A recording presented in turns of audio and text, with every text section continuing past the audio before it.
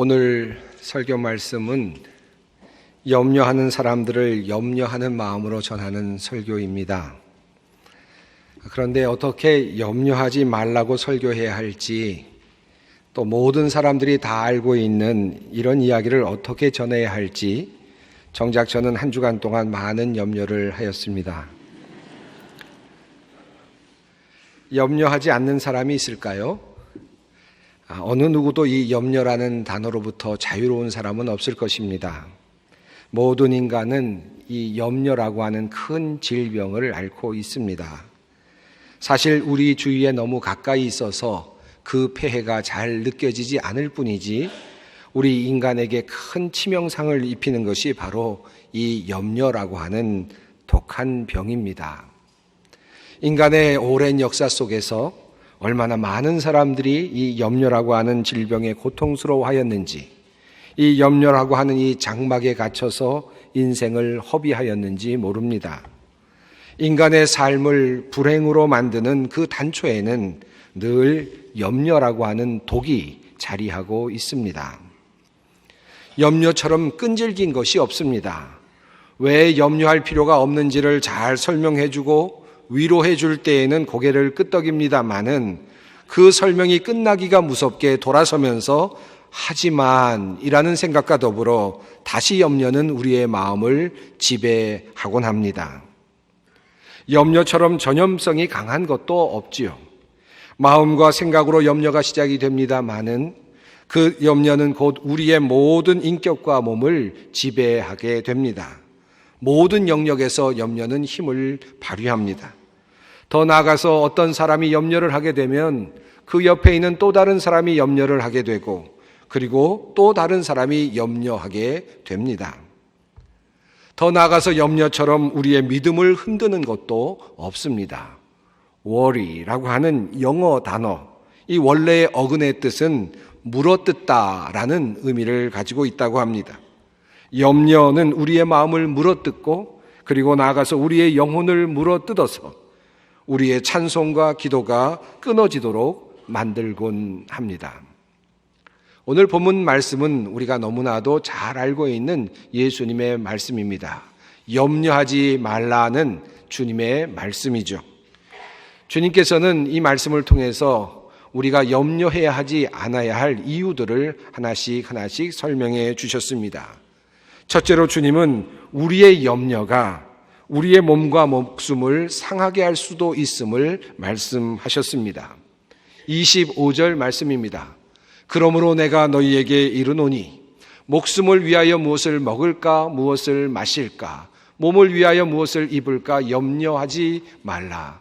목숨이 음식보다 중하지 아니하며 몸이 의복보다 중하지 아니하냐. 예수님께서는 우리 인간들이 두려워하는 가장 근원적인 염려를 예로 들면서 말씀하셨습니다.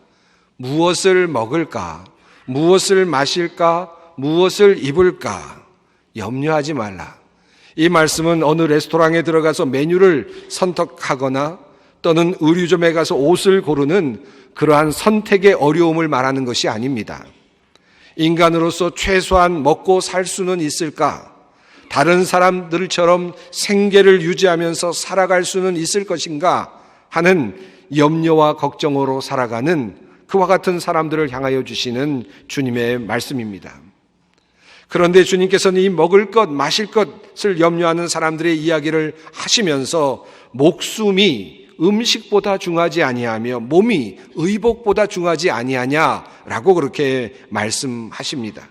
염려가 몸을 상하게 하고 그리고 목숨을 위협할 수 있다는 말씀입니다. 무엇을 입을까 하는 그 염려 때문에 실제로 몸이 상하게 된다면 무슨 의미가 있겠는가 하는 주님의 말씀입니다. 사실 그렇습니다. 우리의 마음이 염려로 쌓이게 되면 그런 후부터 불안하게 됩니다. 두려움이 생깁니다. 의심이 많아집니다. 조급해집니다. 나중에는 우울해집니다. 그리고 그것 때문에 사람들에게 그리고 가족들에게 신경질을 부리기도 하고 안달을 하기도 합니다. 그렇게 염려는 우리의 마음을 뜯어 상하게 하고 그리고 우리의 영혼을 상하게 만듭니다. 우리의 몸을 망가뜨리고 심지어는 목숨을 앗아가기도 합니다. 한 걸음 더 나아가서 때로는 염려는 우리의 가정을 파괴하고 공동체를 무너뜨리기도 합니다. 그래서 주님은 우리들에게 염려하지 말아야 한다고 말씀하고 계십니다. 우리가 염려하지 말아야 할 두 번째 이유가 있습니다. 염려는 오지 않은 미래를 앞당겨 가져와서 걱정하고 염려하는 것이기 때문에 오늘을 충실하게 살지 못하도록 합니다. 헨리 나우에는 염려한다는 것을 이렇게 정의하였습니다. 아직 내 앞에 오지도 아니한 시간과 장소를 무엇인가로 가득 채우려고 하는 것이다. 다시 말하면 이 마음속에 혹시라는 것으로 가득 채우는 것이다 라고 그렇게 말했습니다. 혹시 암에 걸리지 않을까? 혹시 자동차 사고가 나지는 않을까? 혹시 실직하지는 않을까? 혹시 시집을 못 가는 것은 아닐까? 혹시 비가 오면 어떻게 하나? 혹시 아이가 뛰다가 넘어지면 어떻게 하나? 혹시 학교 간 아이가 돌아오지 않으면 어떻게 하나? 이런 식으로 아직 오지 아니하는 미래를 혹시로 가득 채우는 것이 바로 염려입니다. 그렇게 되면 아직 오지 않은 미래가 불행으로 가득 차게 됩니다. 아직 오지도 않았는데 이미 그 미래는 불행 속에 있습니다. 더 나아가서 오지 않은 미래를 걱정하고 염려하느라 오늘이라고 하는 이 시간 또 역시 제대로 살아내지를 못하게 됩니다.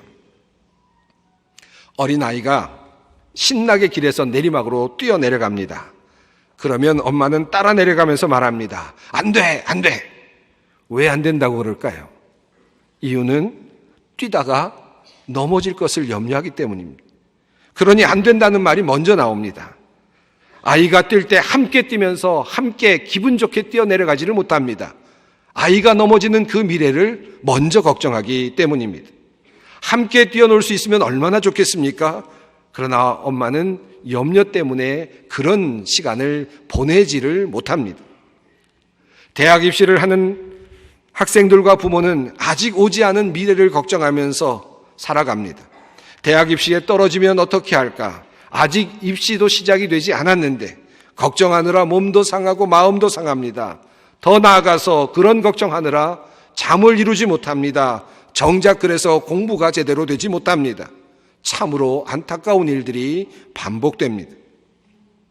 일어나지도 않은 미래를 미리 현실로 가져와서 걱정을 하고 염려하는, 그래서 결국 오늘을 제대로 살아내지 못하는 사람들의 모습이 바로 우리들의 모습입니다. 사귀던 사람이 갑자기 결별을 선언하면 어떻게 하지? 아직 만나는 사람도 없는데?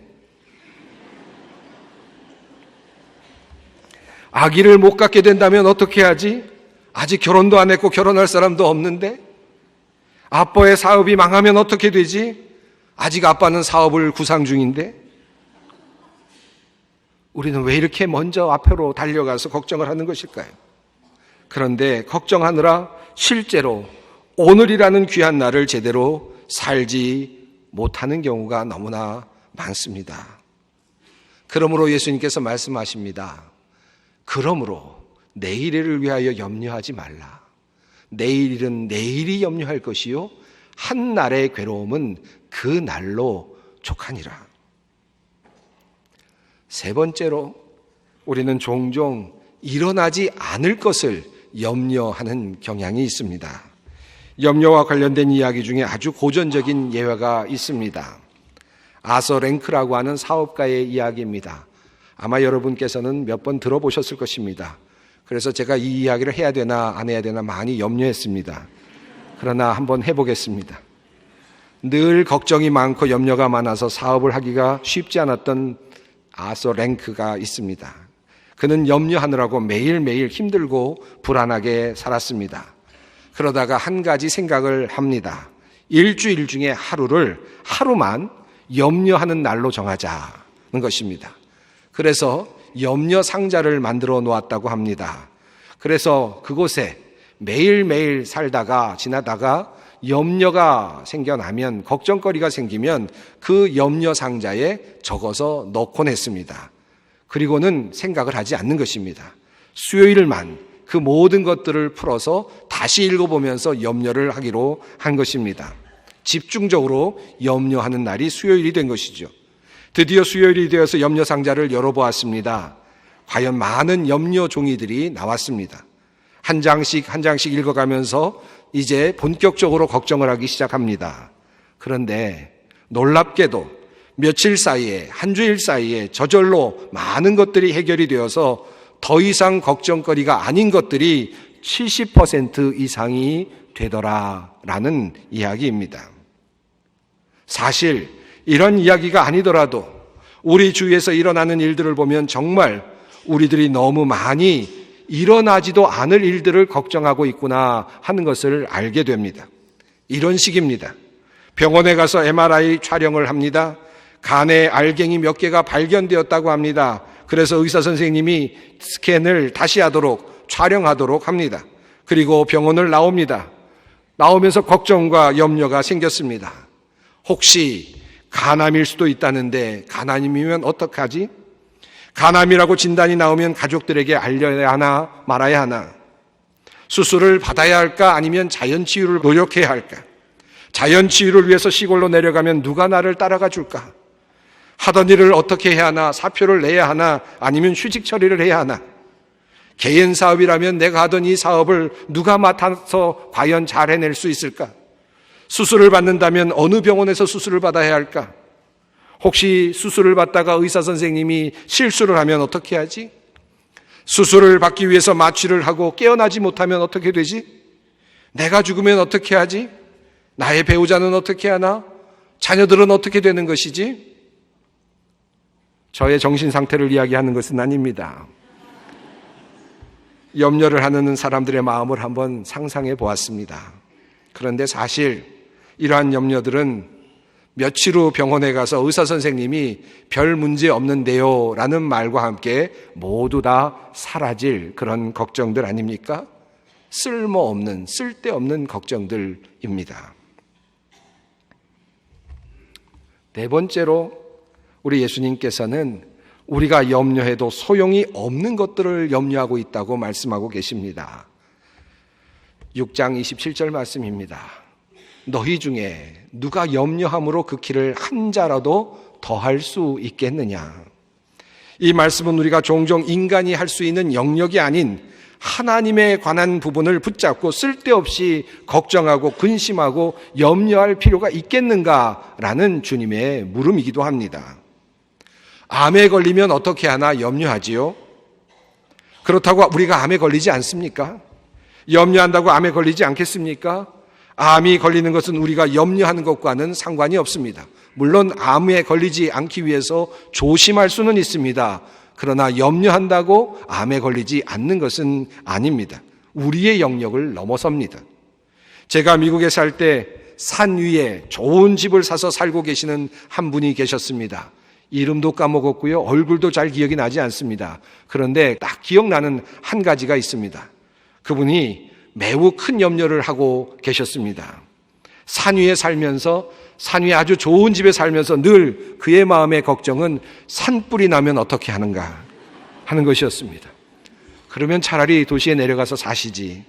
그럼에도 불구하고 굳이 그곳에 사시면서 매일매일 산불이 나면 어떻게 하나 하는 것이 그의 걱정거리였습니다. 산불이 나면 할 수 없지요. 어쩔 수 없는 것 아닙니까? 내가 어떻게 할 수 있는 것이겠습니까? 시편 127편에서 이런 말씀이 있습니다. 여호와께서 집을 세우지 아니하시면 세우는 자의 수고가 헛되며 여호와께서 성을 지키지 아니하시면 파수꾼의 깨어 있음이 헛되도다. 너희가 일찍 일어나고 늦게 누우며 수고의 떡을 먹음이 헛되도다. 그러므로 여호와께서 그의 사랑하시는 자에게 잠을 주시는 도다. 우리가 아무리 걱정하고 계획하고 잠을 자지 못하고 생각하고 염려하여도 하나님께서 세워주시지 않으면 모든 것이 허사입니다. 그러므로 걱정과 염려 없이 잠자리에 들 수 있는 것이 하나님의 복인 것입니다. 그렇다면 우리는 어떻게 이러한 염려로부터 해방될 수 있는 것입니까? 염려를 이기는 첫 번째 방법은 30절 가운데 나타나고 있습니다. 오늘 있다가 내일 아궁이에 던져지는 들풀도 하나님이 이렇게 입히시거든 하물며 너희일까 보냐 믿음이 작은 자들아. 나의 신분이 어떠한지를 깨달으라는 말씀입니다. 우리는 이방인이 아니고 하나님의 자녀입니다. 공중의 새 정도가 아닙니다. 들의 백합화 정도가 아닙니다. 들의 꽃들도 공중의 새들도 하나님께서 입히시고 먹이시는데 하물며 너희일까 보냐 이 믿음이 적은 자들아. 우리 주님의 책망 어린 말씀입니다. 아버지를 믿으라. 너희는 나를 믿는 자들이 아니냐? 나의 자녀들이 아니냐?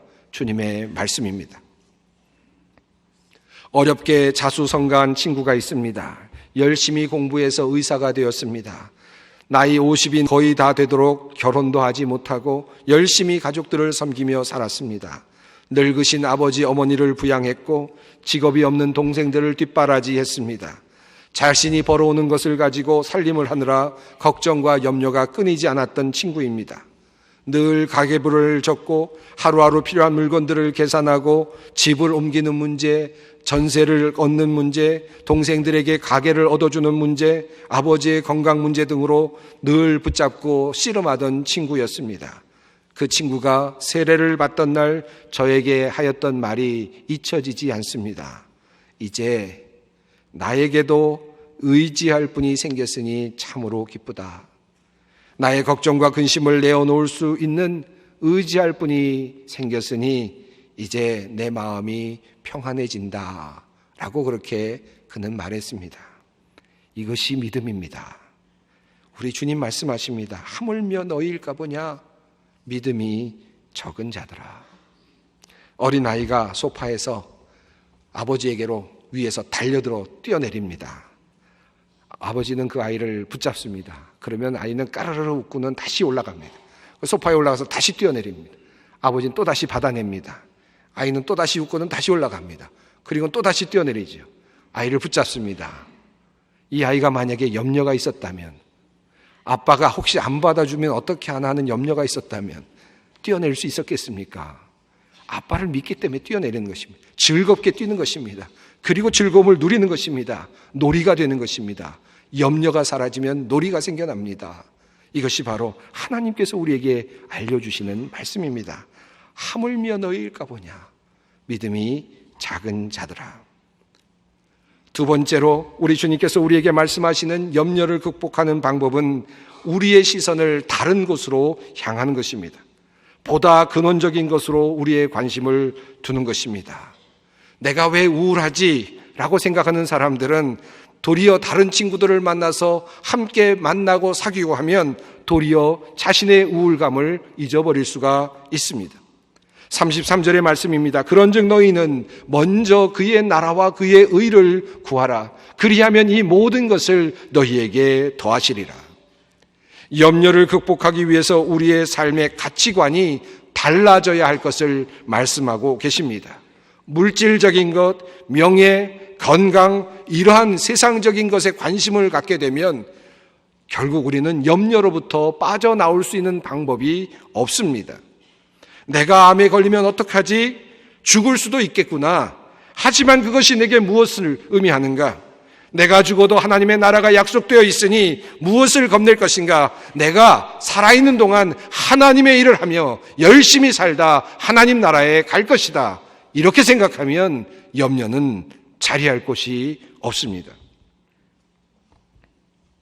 그렇게 사는 사람들을 향하여 우리 주님께서는 축복의 약속도 해주셨습니다. 그리하면 이 모든 것을 너희에게 더하시리라. 얼마나 귀한 말씀입니까? 하나님 나라를 위해서 일하면 우리에게 필요한 모든 것을 주시겠다, 덤으로 내려주시겠다는 약속입니다. 쓸데없이 욕심에 매여 염려로 살아갈 필요가 없습니다. 생의 가치관을 바꾸고 하나님을 위하여 보다 복되고 의미 있는 일을 위하여 노력하는 것입니다. 그러면 우리의 모든 필요를 우리 주님께서 선물로 내려주실 것입니다. 또 한 가지, 세 번째, 오늘 본문을 읽어가면서 눈에 들어오는 염려를 이기는 또 다른 방법이 있습니다. 우리 주님께서 말씀하십니다. 들의 백합화가 어떻게 자라는가 생각하여 보라. 수고도 아니하고 길쌈도 아니하느니라. 그러나 내가 너희에게 말하노니 솔로몬의 모든 영광으로도 입은 것이 이 꽃 하나만 갖지 못하였느니라. 염려와 반대되는 매우 중요한 관점이 오늘 이 말씀 속에 숨겨져 있습니다. 여러분, 염려의 반대는 무엇입니까? 무엇일까요? 바로 감탄입니다. 예수님께서는 들의 백합화를 보시면서 감탄의 관점을 우리들에게 알려주고 계십니다.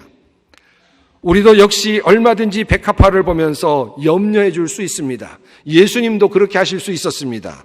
사람들이 그 아름다운 백합화를 밟고 지나가면 어떻게 하지?